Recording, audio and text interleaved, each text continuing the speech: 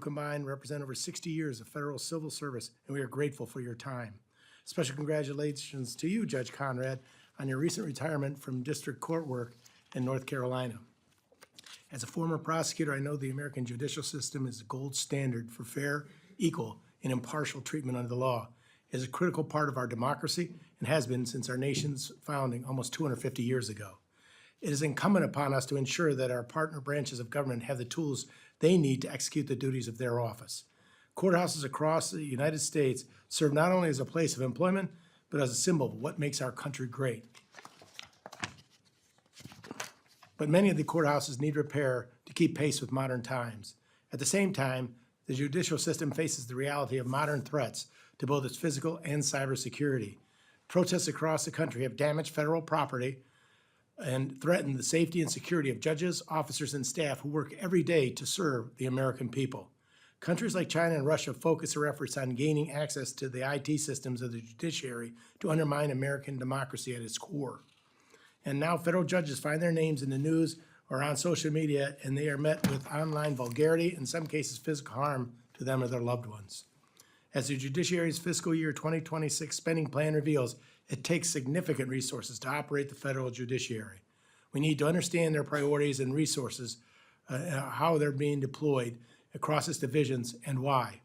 Judge St. Eve and Judge Conrad, let me again commend you on your leadership during these unique and challenging times. I look forward to working with you.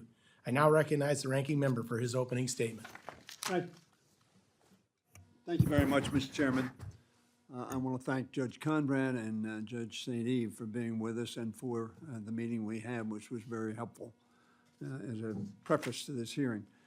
If the judiciary, Mr. Chairman, is to meet this pivotal moment and preserve the rule of law, we must ensure that it has the resources and independence it needs to function as a co-equal branch of government. That's why I'm very disturbed to see certain House Republicans call for retaliation against judges who rule on the law as they see it, but with which the present administration may disagree.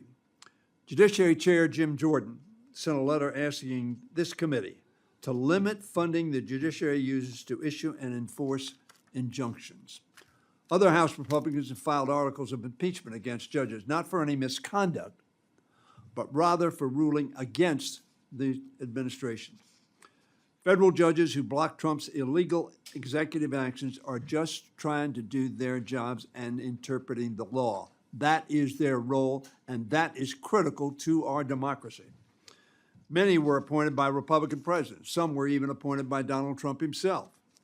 I agree with Chief Justice Roberts' assessment earlier this week that retaliation against them has, to use his words, endangered the rule of law.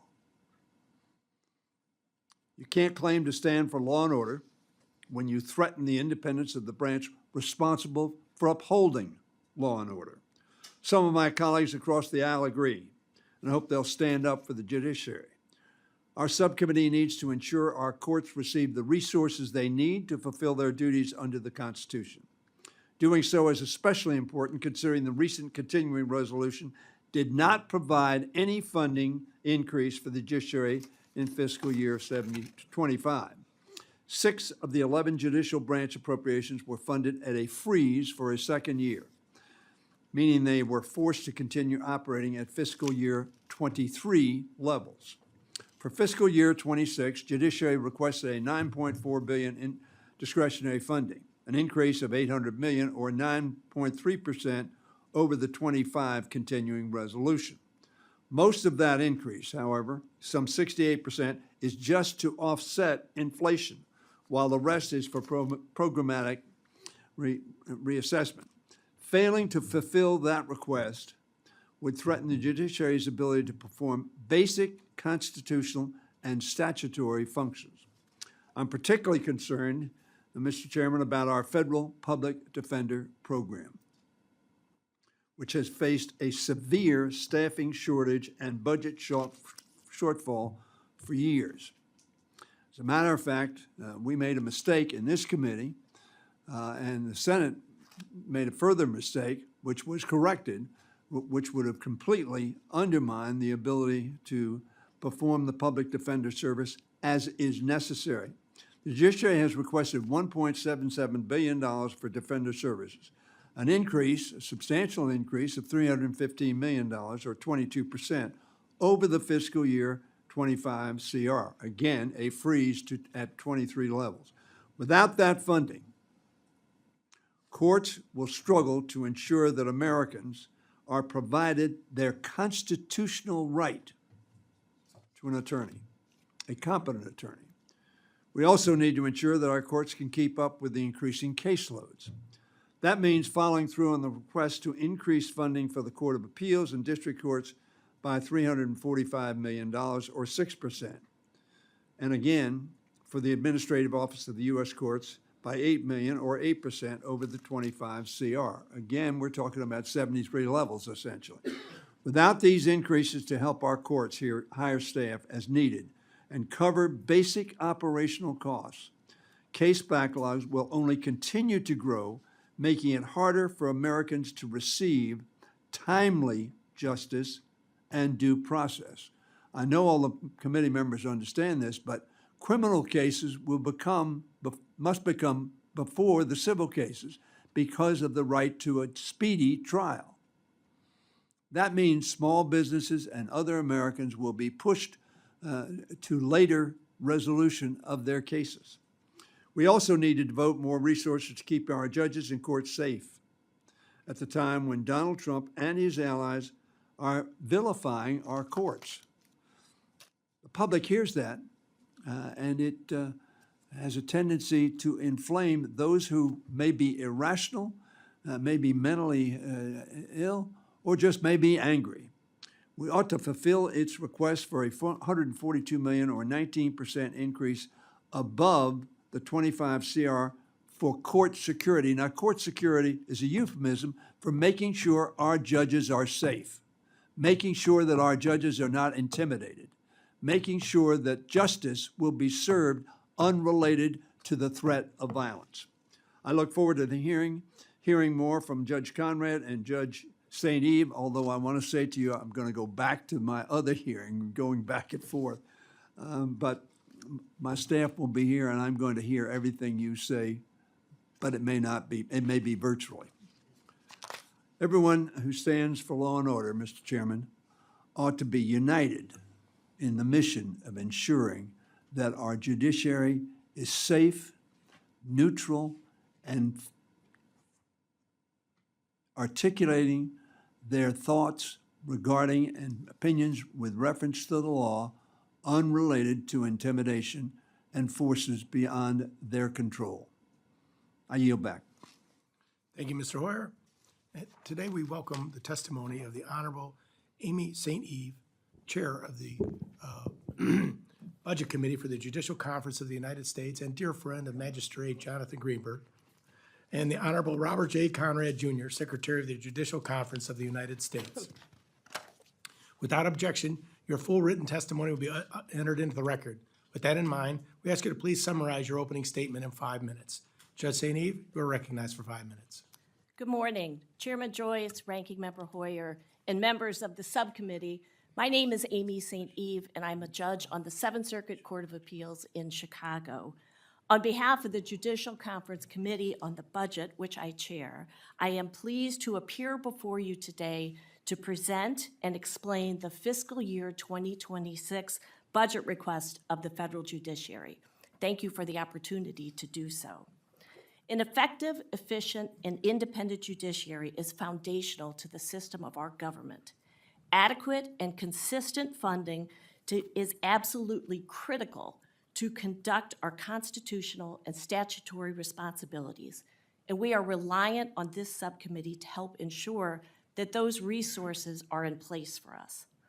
The branch's fiscal year 26 funding request must be looked at in the context of the recently enacted continuing resolution for fiscal year 25, where every component of the branch was held to its fiscal year 24 enacted funding levels, regardless of any change in workload or other requirements. And for most of our accounts, this is the second straight year of a hard freeze. Among the impacts of the full year CR are the deferral of dozens of judicial security projects at a time when threats against judges are increasing. The suspension of more than 2 months of payments to private attorneys who have provided constitutionally required representation to indigent defendants. The continuation of a long hiring freeze in federal defender organizations, and a year-over-year reduction in the allotments made to courts and probation and pretrial services offices to serve and protect your constituents. While the Judiciary's fiscal year 26 request of $9.4 billion may seem large, these resources are needed to rebuild and restore critical functions of the courts and the federal defenders that were not sufficiently funded in either fiscal year 24 or 25, and to address new and potentially significant workload increases based on the law enforcement initiatives of the executive branch. Our request includes $6.9 billion for the courts and probation and pretrial services offices. More than 85% of this requested increase in this area reflects just standard adjustments to maintain current services, with the remainder funding critical new investments in staffing, space and physical infrastructure, and information technology, including the next installment of funds that is essential for our multi-year cybersecurity and IT modernization plan. The Defender Services request totals $1.8 billion. Well over half of the requested increase in this account is needed just to mitigate the effects of the suspension of payments to private attorneys that was necessitated by fiscal year 25 by the full CR. The remainder will support current service levels and allow a resumption of hiring in the federal defender offices. We are also requesting almost $900 million for our court security program to address a complex and evolving threat environment facing judges and the judicial process overall.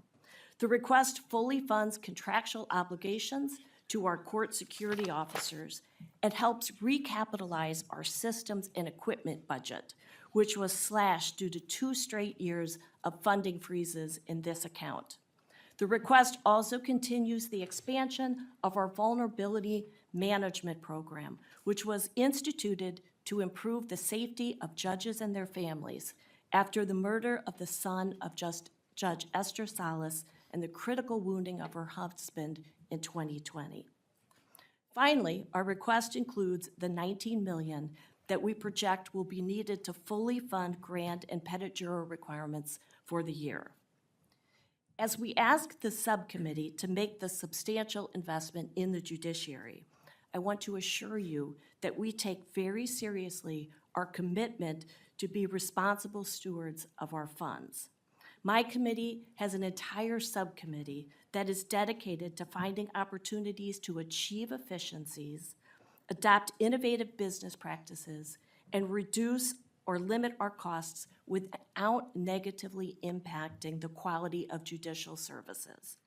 At any given time, we have numerous cost containment measures that are at various stages of implementation, and those are described more fully in our budget request. Again, thank you for the opportunity to appear today and for your support of the judiciary. I understand that the fiscal year 26 budget we have put forward is a large one and that this is a difficult budget environment. But it is necessary to support the fair, efficient, and secure administration of justice in this country. I ask that you please make a part of the record my statement and those provided by the Court of International Trade, the Federal Judicial Center, and the U.S. Sentencing Commission, on whose behalf we submit requests. I would be pleased to answer your questions at this time. Thank you, Judge. Now recognize for 5 minutes the Honorable Judge Robert Conrad. Thank you, Chairman Joyce, Ranking Member Hoyer, Members Ivy and Cloud, and other members of the subcommittee. My name is Bob Conrad. I am the Director of the Administrative Office and Secretary of the Judicial Conference of the United States. Before being selected to this post by the Chief Justice, I served as a United States District Judge in the Western District of North Carolina for nearly 20 years. For a second straight year in FY 2025, our court security program received flat funding. We are concerned about this. We are also concerned about the increase in threats being made against federal judges and courthouses in the last several years. The independence of the judicial branch is jeopardized when judges are threatened with harm or impeachment on the basis of their rulings. Our constitutional system depends on judges who are sworn to administer justice without respect to persons. In doing so, they must be free from threats and intimidation. This is essential not just for the safety of judges and their families, but also to the pursuit of justice and equal rights for all. Threats of reprisals and retribution erode the rule of law. So we have safety concerns, compounded by the consecutive years of flat funding. I respectfully urge the subcommittee to fully fund our FY 2026 court security request. Second, we have in recent years discussed our need for additional resources to address the sharp increase in the number and sophistication of cyber attacks on the judiciary IT systems. The judiciary is a high-value target for cyber criminals. We have a classified briefing scheduled for next Tuesday, May 20th, to share some additional details on cyber attacks with House and Senate Appropriations Committee leadership and FSGG Subcommittee leadership. We do require ongoing resources to secure and modernize our systems, and we ask for the subcommittee's support. Third, I'd like to turn to our efforts to ensure a safe and respectful workplace for all judiciary employees. I'm proud to chair the Federal Judiciary Workplace Conduct Working Group, created by Chief Justice Roberts in 2018.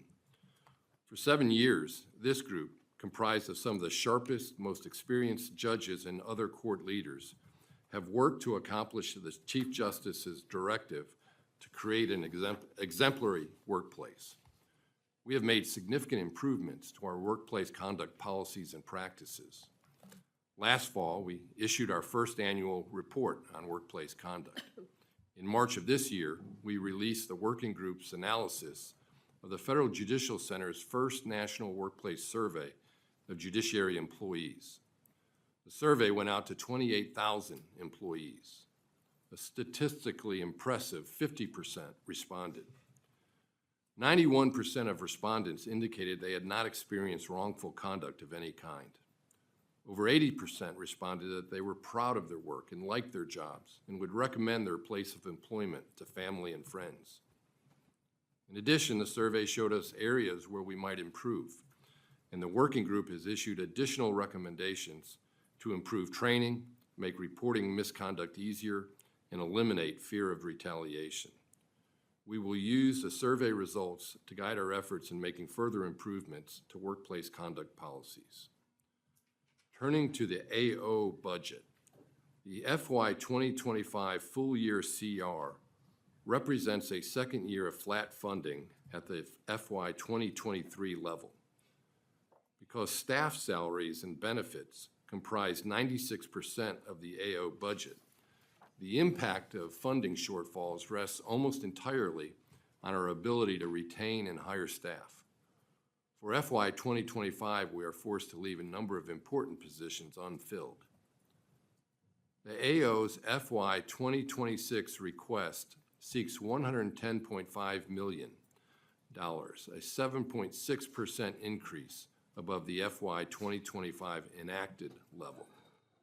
The requested $7.8 million appropriations increase is comprised of $6.2 million for adjustments to base for standard budgetary increases and $1.6 million to hire new staff to improve AO operations and enable us to better support the courts and federal defender organizations.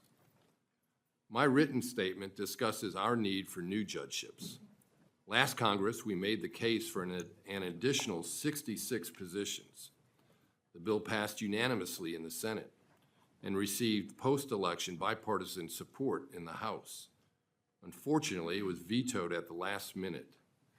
The compelling case for new judgeships remains.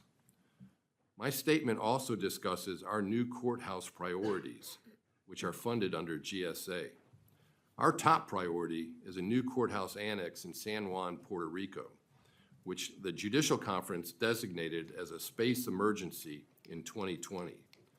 I urge you to make yourself familiar with the plight of judiciary employees in Puerto Rico, working in trailers behind concertina wire, a courthouse that is outdated, unsafe, and built on a seismic fault line. It represents a compelling case for emergency funding, and I would ask that you heed our call. Our other space priorities are new courthouse projects in Hartford, Connecticut, Chattanooga, Tennessee, Bowling Green, Kentucky, and Anchorage, Alaska. All told, we seek $863 million in FY 2026 for GSA for these priority projects. Prepared to answer the subcommittee's questions. Thank you, Your Honor. I first ran into the red, yellow, green when I worked in the federal court, so I know you've seen this before. But we try to make sure that everybody has a chance to answer questions. People will be moving in and out, so please don't let that bother you as you follow up. And a former defender and prosecutor myself, I understand that the publicity that sometimes comes to a judge, whether they want it or not, they're randomly selected. However, technology, social media, and the 24/7 news cycle have increased the likelihood that a judge's name will be reported on all media sites. This now leads to an unprecedented amount of attention on an individual who is responsible for overseeing a federal case. Would you describe the threat environment and how it has evolved over the last decade or so with respect to federal judges? And what is the federal judiciary doing to ensure that tragedies like the murder of Daniel and Darrell don't happen again? The threat environment is dynamic and complex. And it's important and essential for us to have our court security account funded to address this. Not just outside of the home, but in the courthouse as well. There have been, since 2020, a lot of attacks on courthouses and damage to courthouses. The court security account funds our court security officers, who are really the frontline officers at courthouses, who screen individuals coming through and make sure that the judges, when they're there, are safe.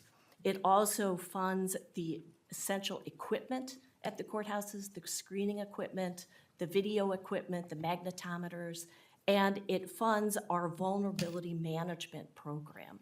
The vulnerability management program is something that the courts have taken on to help get personal identifying information, or PII, of judges off of the internet. As you indicated, it's very easy to find things out, including home addresses of judges off of social media or the internet. And our vulnerability management program is an easy way to help judges pull that information off of the internet. As of April, 77% of our active federal judges have enrolled in the program and work with the specialists to help get this information off. In addition to the Delete Me program, which attempts to remove personal identification information of judges from the internet, and which Judge St. Eve said almost 80% of judges have signed up for. We have taken steps to enroll judges in home intrusion detection system to protect them when they're at home, and also are engaged in hardening projects across the country with respect to our courthouses. So the threat environment is real. It's been present for a number of years, and the Judiciary and the United States Marshal Service takes it seriously, which is why we're asking for this funding. I can attest to the fact that bomb threats and having my home swatted and using the programs you're talking about didn't take my home address off, because we still have to put it down on places like where we put in our application to run for office, the title of my home. And that's unfortunate. I understand you're going through the same problem.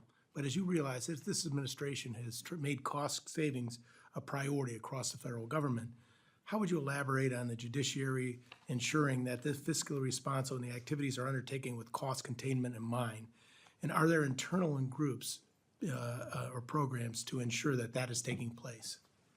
Yes, thank you, Mr. Chairman. As I indicated in my opening statement, the Budget Committee has an entire subcommittee devoted to cost containment. And at any given time, we have various measures that are in place in a different place. Recently, one such engagement we had was to put in place a cap on spending that individual chambers can have on library books, encouraging more the use of electronic research and sharing of library materials.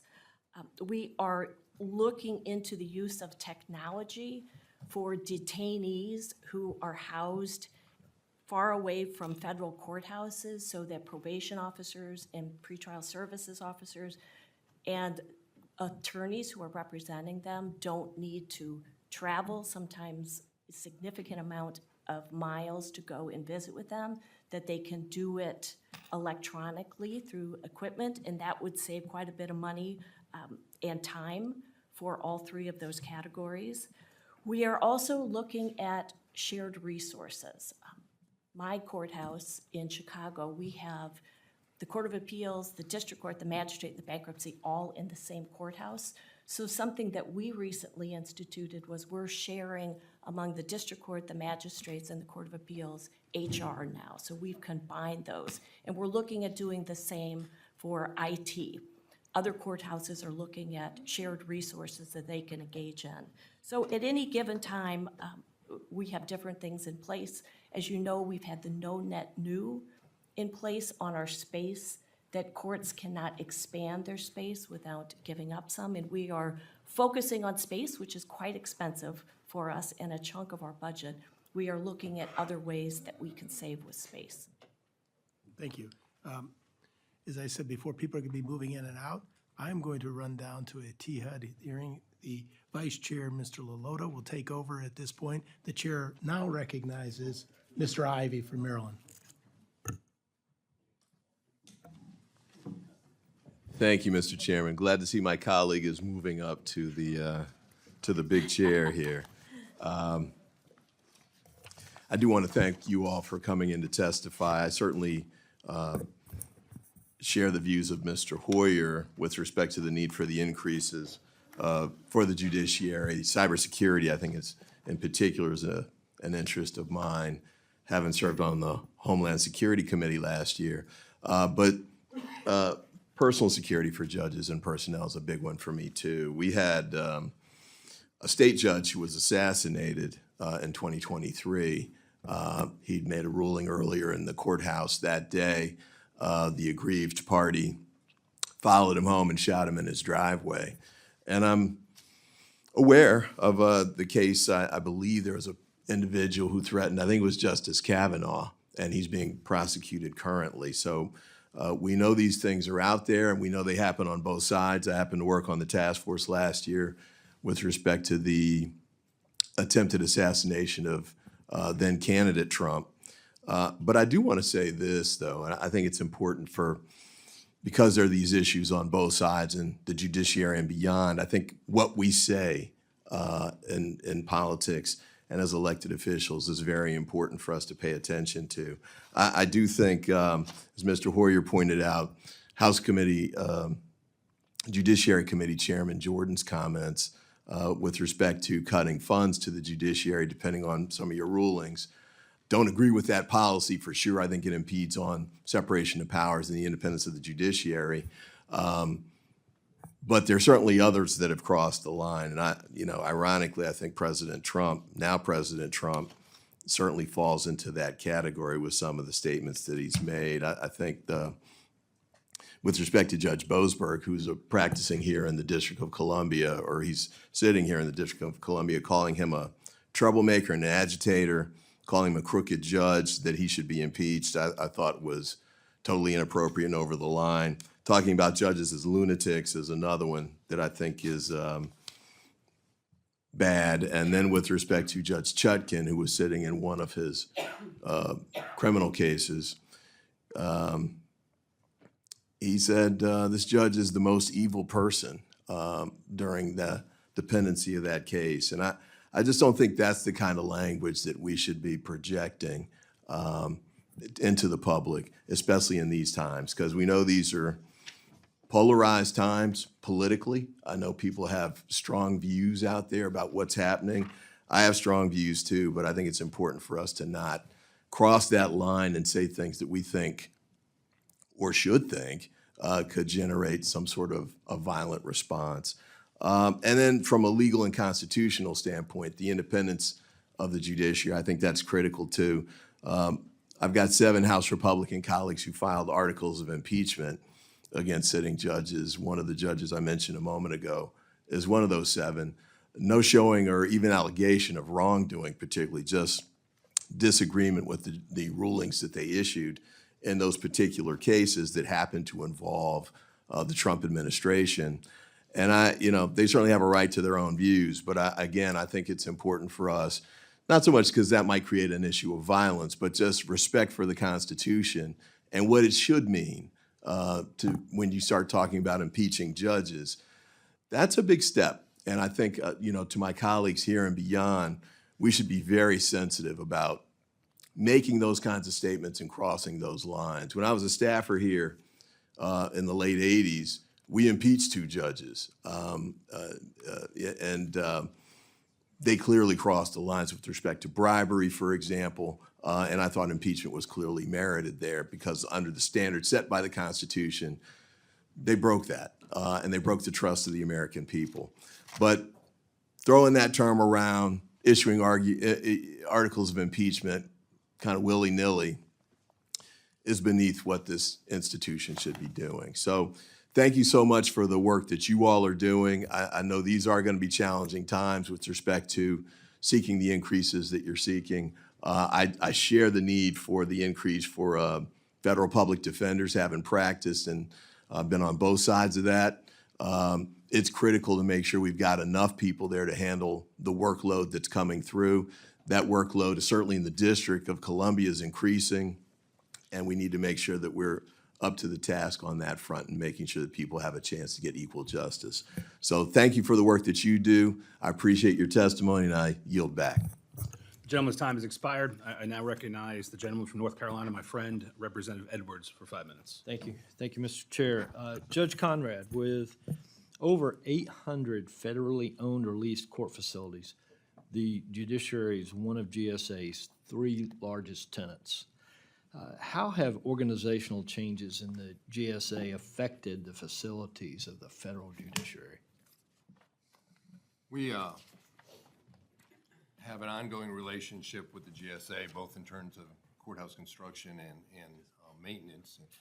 We have historically asked for more than they can deliver with respect to their funding. I mentioned the Puerto Rico emergency situation where the courthouse is outdated, unsafe, and built on a seismic fault line in a district where there's a very high volume violent crime caseload. And so there's ongoing efforts at doing things efficiently, but the ability to maintain our courts, and particularly our older courts, is in good times stressed, but in these times a real challenge for us. And so I met recently with the Public Building Commissioner. We have ongoing dialogue with the GSA. We've actually, in light of some recent developments, had the ability to hire some really competent GSA people who turned out looking for jobs, and they've come with us and bring with them a real knowledge of how things work on the other side and enable us to communicate better. I recognize that 10 federal courthouses appeared on the now redacted list of non-core federal facilities released by the GSA.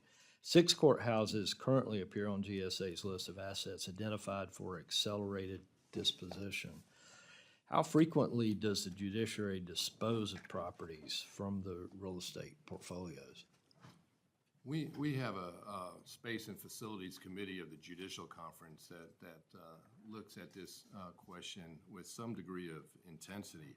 I can speak from the district that you come from in the Western District of North Carolina. We, years ago, had 5 federal courthouses. We now have 3. And so that's an ongoing examination by our branch. And caseload changes, population changes are all taken into consideration. Resident or non-resident judges in courthouses impact the decision whether to close a courthouse or not. I've had 3 conversations this week with different judges across the country who are actively considering whether to close down a courthouse or keep it open.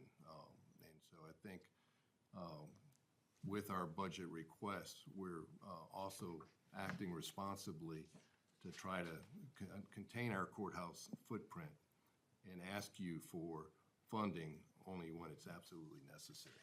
Does the judiciary currently own or lease any courtroom or office space that's not currently occupied or in use? I don't have on the top of my head the number of, you're asking about non-resident judge courthouses? Well, any federal courthouse or office. There are districts that have courthouses where judges travel from one courthouse to another to serve the needs of a different division. I don't have the exact number of those courthouses. Final question is, when preparing for hearings like this one, I typically find Inspector General reports to be a really good resource for information on how agencies can improve their performance. And I really was intrigued to learn that while the Department of Justice has an Inspector General, the federal judiciary does not. And I was just curious to know your thoughts on why or why not should the federal judiciary have an Inspector General? We are a separate and independent branch of government that is decentralized in its structure. And we don't have a single Inspector General audit. We have approximately 100 audits that go on every year from the various district courts across the country. We have an audit committee. Our governance is through the Judicial Conference, as you know, and we have 25 different Judicial Conference committees made up of volunteer judges and others who create policy for us, conduct audits. We have access to CPA firms that conduct audits for us. And our belief is that we're very responsible in the use of the funds that you give us, and that we're very careful with our Judicial Conference Audit Committee, with our Budget Committee, and the other structure that we have in place, that although we don't have a single IG audit that you speak of, we have the information necessary to tell you where the money is spent and how we're using it. Thank you. I appreciate your time. Mr. Chairman, Thank I you. yield. The chair now recognizes the gentleman from Texas, Mr. Cloud, for any questions. Thank you, Mr. Chairman. Thank you both for being here. Thank you for the work you do in our all-important judiciary. I had a couple questions I wanted to bring up. One, I read through the strategic plan, and my understanding is those come out every 5 years, so we should be expecting another one this year. Is that correct? Yes. About when could we expect that? We have spent time at the last 2 judicial conferences getting out the strategic plan to the committee responsible for it, to the other conference committees that have input in it. And Is there a that's time? I'm sorry, a I work in process, and have a lot of stuff to go through, so is there a date that we can, roughly? I'm our not, next judicial conference is in October of 2025. okay, so is that when we would expect the report, shortly thereafter? Possible that it would be produced at that time. Okay. You had mentioned, Judge Conrad, in your statement, the importance of us protecting judges against hurt or threats of impeachment. I think it's dangerous to combine those two in the same sentence. Against hurt, yes, we should definitely protect them. But that would be like you telling me that I should not be worried about what the people will think who elected me. Impeachment is a constitutional role to hold the judiciary accountable. And certainly, you know, Congress created these courts with the exception of the Supreme Court, and that is our mechanism to deal with the legal system that's gone wayward. So we want to do everything we can to protect the judges and anyone involved in the legal process, but I think it's a dangerous ground to say that. And I was actually disappointed by this Chief Justice when he came out with everything going on in the judiciary right now for him to come out and take issue with the president when there's a lot of work to be done within the judiciary is very concerning. Now, one of the big issues, and the second one in the strategic plan, which I certainly appreciate, was preserving public trust, confidence, and understanding. And it talked basically about the need to educate the public about everything that's going on. Now, a lot's happened in 5 years, and we've seen a lot of what some would say is lawfare. I certainly would agree with that. I think a number of Americans do. And I'm wondering what you will do as we approach the next strategic plan to deal with these sort of things, where we see lawyers who represent President Trump disbarred and threatened just for representing him in some cases, and then we see those prosecuting President Trump basically given a free pass. And so you could go down the long list of bad practices that has happened, but you know, from Jack Smith to Fannie Willis was disqualified from the case, and Nathan Wade from his case, but neither of them have faced disbarment. Alvin Bragg turned a misdemeanor into invented law, basically, in order to bring indictments. He has not been referred to for disbarment. Letitia James has been basically under investigation for the very thing she accused President Trump of. And Elise Stefanik and others have called for her to be disbarred. Has not been referred. You know, so we see a duplicity here, and that's where we're getting a lot of the mistrust that the Americans have in the judiciary right now. I'm wondering what your strategic plan will do to address those concerns.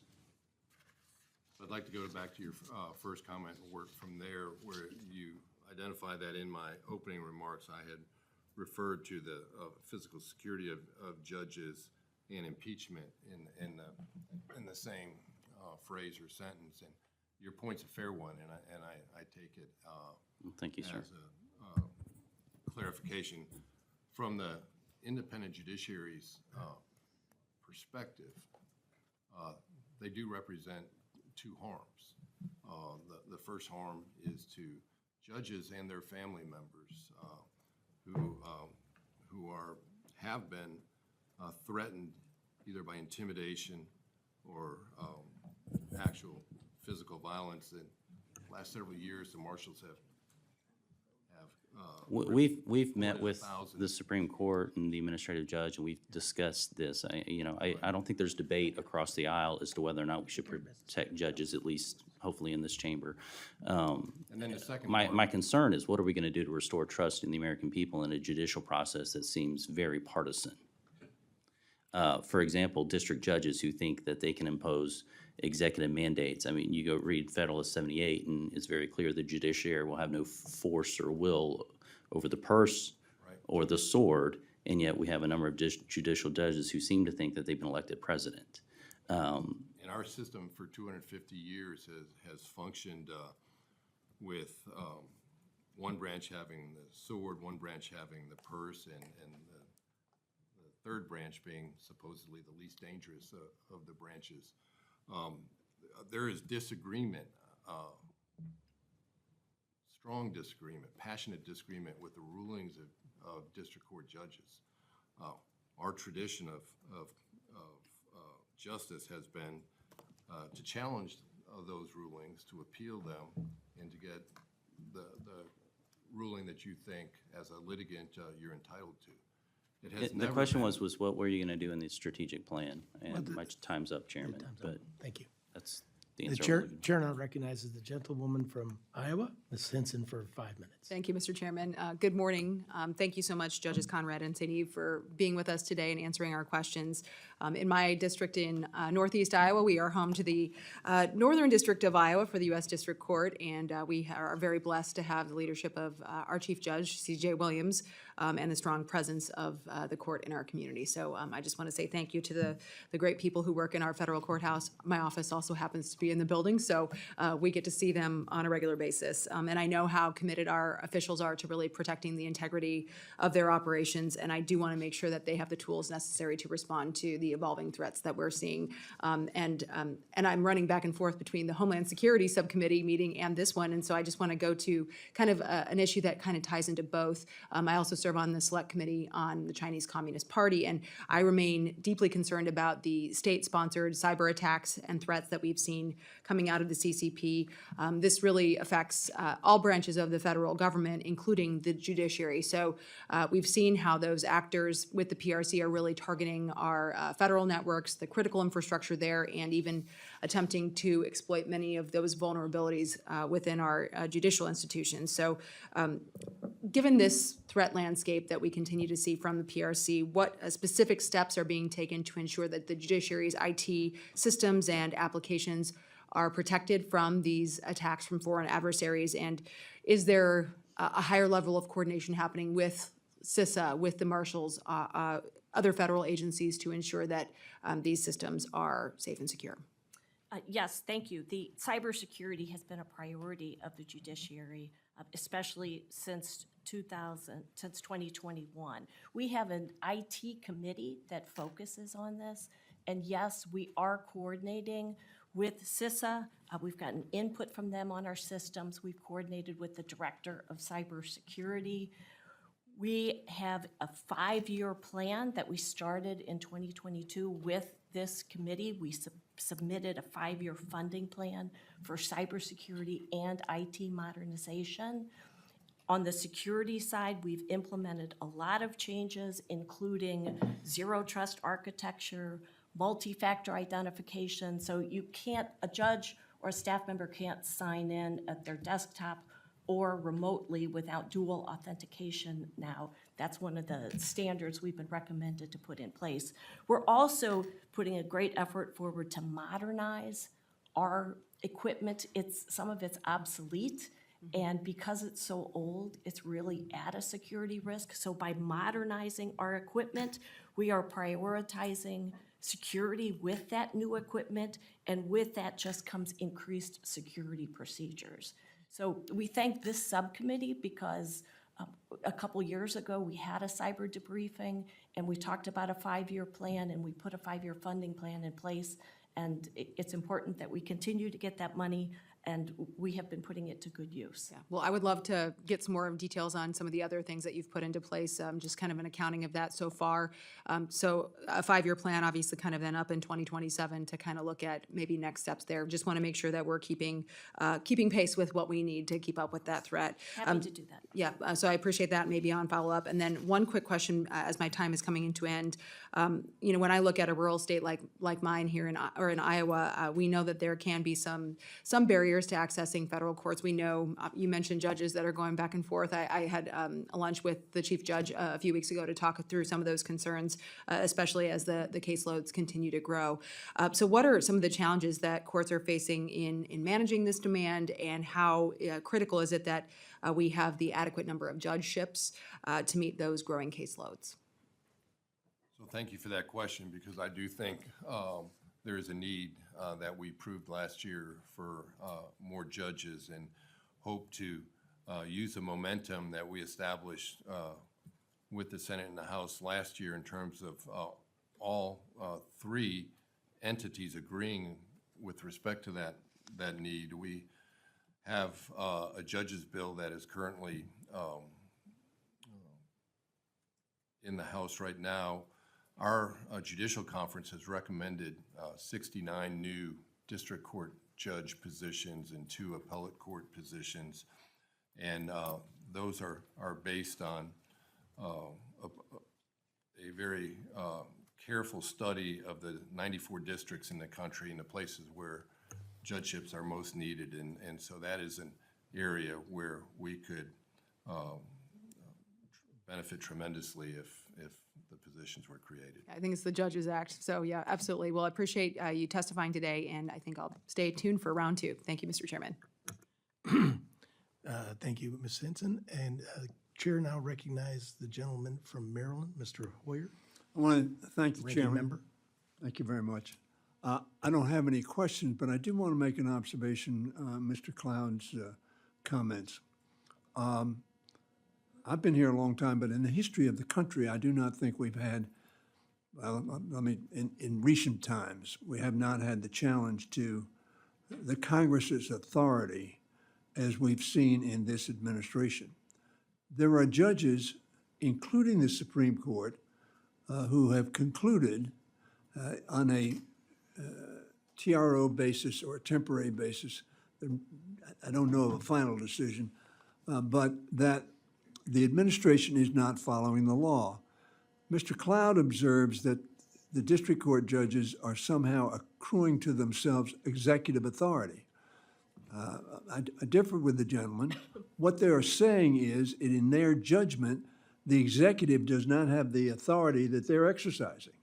That is what checks and balances means.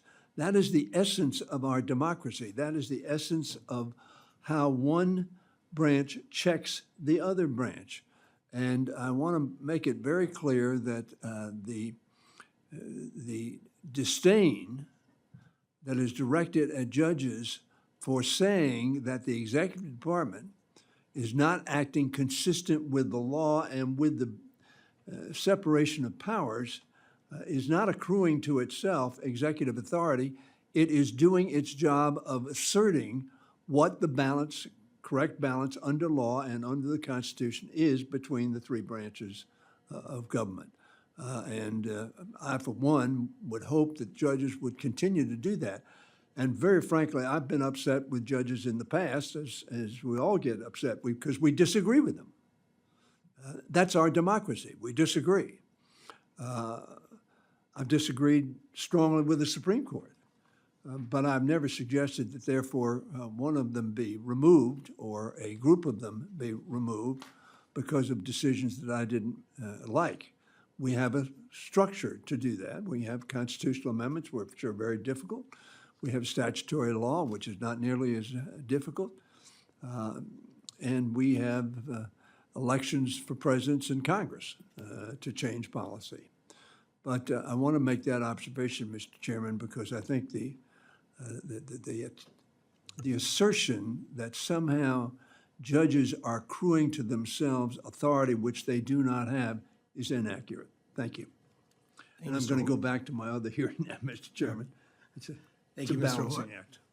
Thank you, Mr. Hoyer. The chair now recognizes the gentleman from New York and the vice chair of this committee, Mr. Lalota, for any questions he may have in 5 minutes. Thank you, Chairman. Before I get to my questions, I'm going to yield a minute of my time to Mr. Cloud. Thank you. I'll keep this really brief. I appreciate Mr. Hoyer's thoughts. I would point to the Biden administration who willfully did not listen to the Supreme Court when it came to student loan programs, among other things. The district judge's jurisdiction is in the title itself. It's a district judge. And the idea that they can have these federal injunctions that limit the president's executive authority that's clearly given to him in the Constitution is well beyond the Constitution and should be dealt with by this Congress, including impeachment. Thank you. Judge St. Eve, how are you? Good, thank you. Thanks for being with us today. You mentioned earlier the increased prosecutions tied to immigration crimes, including illegal reentry and cartel-related trafficking. Your Honor, do you believe we need more immigration judges in this country? We probably do. That's outside of Article 3 and outside of my specialty. I get appeals from the Board of Immigration after they've gone through immigration judges, but in terms of our budget, that is outside of my expertise. You have 23 years on the bench. 23 years on the bench, District but courts, you're now a Circuit Court of Appeals judge, pretty prestigious. must come with a ton of experience. Just as a matter of judicial efficiency, supply and demand concepts, a lot of immigration, court cases coming before our courts. Would we be able to dispense with them more expediently if we had more judicial staff? Yes, what I see in appeals is they get backed up because of the volume going through immigration. So yes, from a pure efficiency standpoint, more immigration judges would be able to help process the immigration proceedings. And based on your 23 years' experience on the federal bench, what's the consequence of judicial inefficiency, specifically with respect to not being able to dispense with some of these immigration cases? It clogs up the system. The delay, you see some things that take years to complete, that backs up everything behind them. So, and it's expensive. Sure. So let's talk about asylum for a moment. My understanding is roughly 3 of every 4 asylum claims are adjudicated in the petitioner's, against the petitioner's request, that 3 or 4 don't qualify for traditional asylum. And yet, the standard of this country has been, at least under the Biden administration, when somebody claims asylum at the border, Biden paroled them to the interior of the country pending their immigration case. It takes years often for that case to be heard. So isn't it a consequence of a judicial inefficiency, those years that it takes to get to those cases, these folks, 3 or 4 who don't ordinarily qualify for this, isn't the consequence you have a bunch of folks in this country who are not really here under the authorities traditionally granted under asylum? It's hard for me to generalize like that and say it's because of judicial inefficiency. I don't know, some of the appeals that I see, there are lots of extensions requested by the lawyers. There are extensions requested while you're waiting to get a lawyer. So I think it's hard to make a general statement that everything could be blamed on judicial inefficiency. I'm surely not blaming everything on it, but I would posit that you have a lot of folks in this country who feigned asylum on their way in and took advantage of the system that was laid out to them, probably not fault of their own. The door was wide open. They got paroled into the interior country. A lot of them found their way to New York where they got the free hotels and the health care, and it was an incentive to get there. What I'm offering is, if we had a quicker judicial system, more judges to dispense with these cases, we can get to the point of the game where, okay, you don't qualify for asylum, now you got to go back home. So my question, Your Honor, is what is the judiciary doing to get to a proper staffing? So for staffing for us, and again, immigration is not within the budget request that I'm here testifying about today, but in terms of staffing, we have work measurement formulas based upon real statistics of what our caseload is. And the staffing we request that's in our salaries and expenses account is based upon those work measurement formulas and what our anticipated workload is and what the anticipated caseload is. And that's what we base our budget on in our request. Great. Real quickly, with a few seconds I have remaining, with respect to the border district courts, are they getting the judges and the staffing they need, or are we stretching existing personnel too thin? We are definitely stretching existing personnel too thin, and I think in addition to the staff, the court staff and the staff in the clerk's offices, there's probation and pretrial. And at the border states, when you have a lot of defendants who are coming through, that really stretches the resources of the pretrial services officers and the probation officers. Thank you, Your Honor. Your feedback is valuable to us. We appreciate it. I yield. Thank you, Congressman. Thank you very much. The chair now recognizes the gentleman from Missouri, Mr. Alford, for any questions he may have. Well, thank you very much. I appreciate that. Good to have our witnesses here. Appreciate your time for coming here. Justices today face unprecedented threats to their personal safety.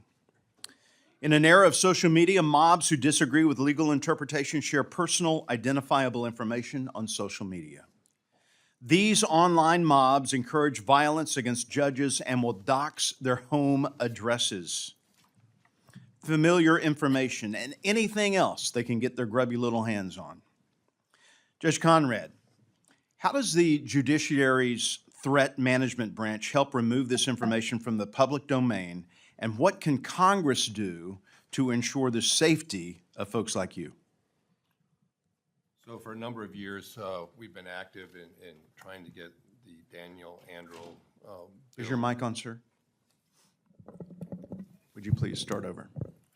For a number of years, we've been very active pursuant to the Daniel Anderl bill and other efforts at getting both in state courts and across the country that personal identification information offline. And we have encouraged judges to sign up for delete me type protections where the internet is scrubbed for personal identification information. And over 80%, or near 80% of our judges are engaged in those kind of efforts.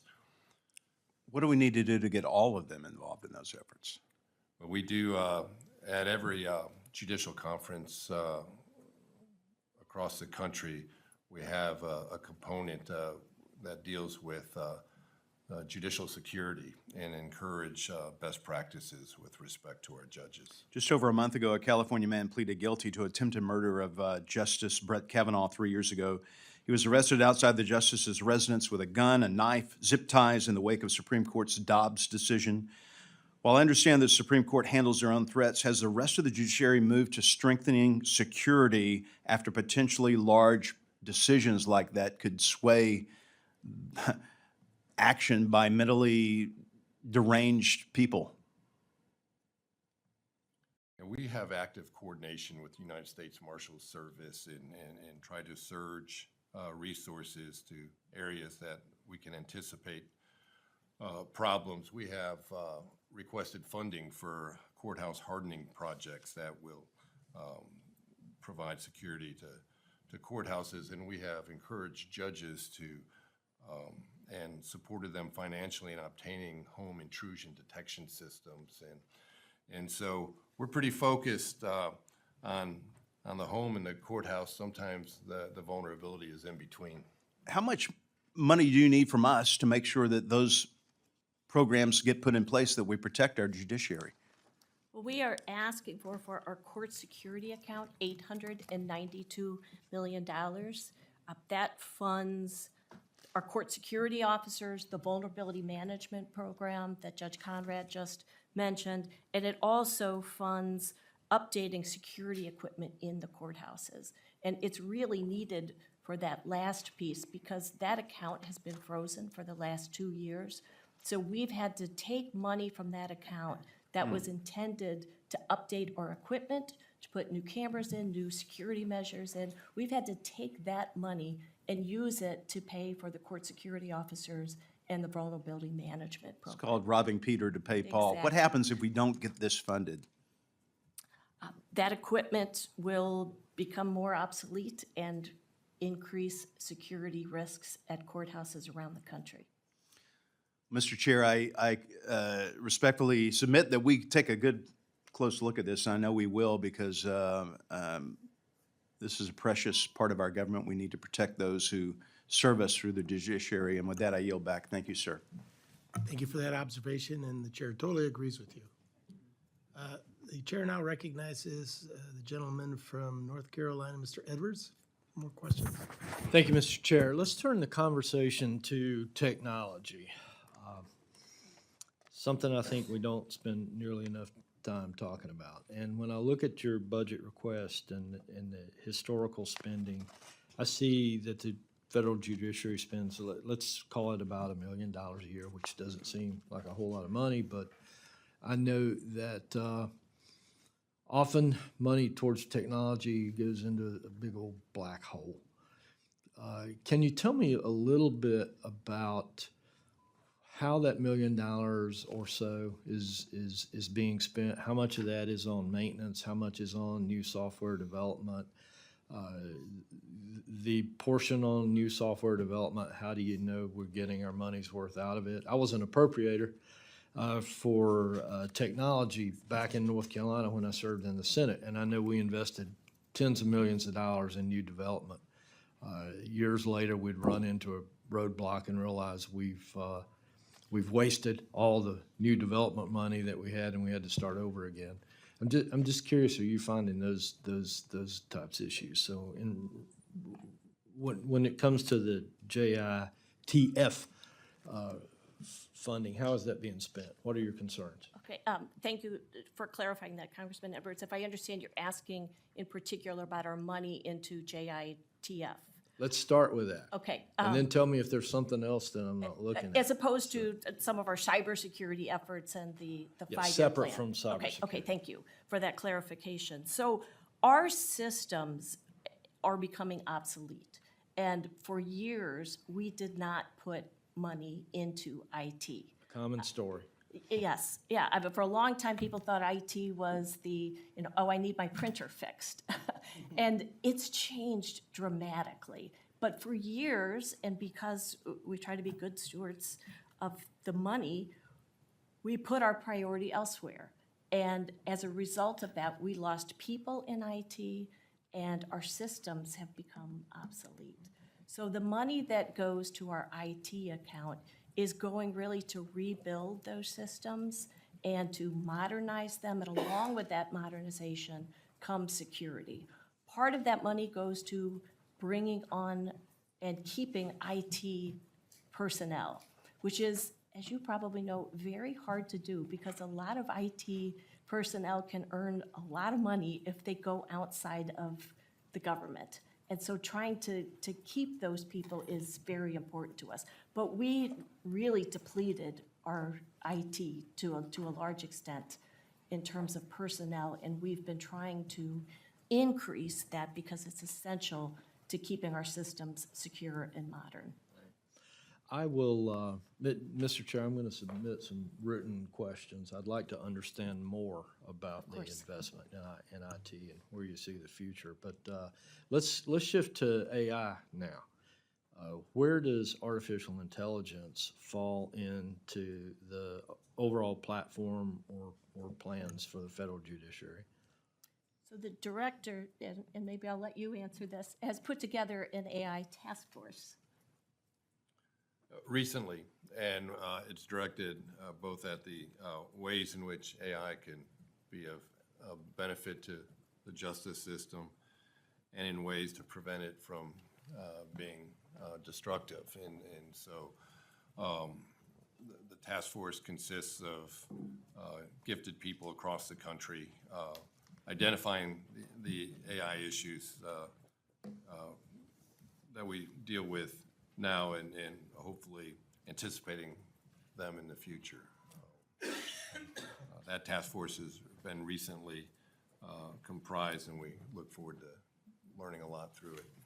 Will you be sharing the results of that task force with this committee? Be glad to, yes, sir. That'll be one of my requests in my written follow-up. Thank you, Mr. Chair. Thank you, sir. Mr. Alford is good with his questions, and I appreciate your time here today with that. I know this has been very engaging and fun for you. And our time has concluded, but I'd like to thank you both for being here today. I know, as Mr. Edwards has indicated, there may be members who would like to submit questions for the record. I ask that he submit those records for the subcommittee staff within the next 7 days. And with that, this subcommittee stands adjourned. Yeah.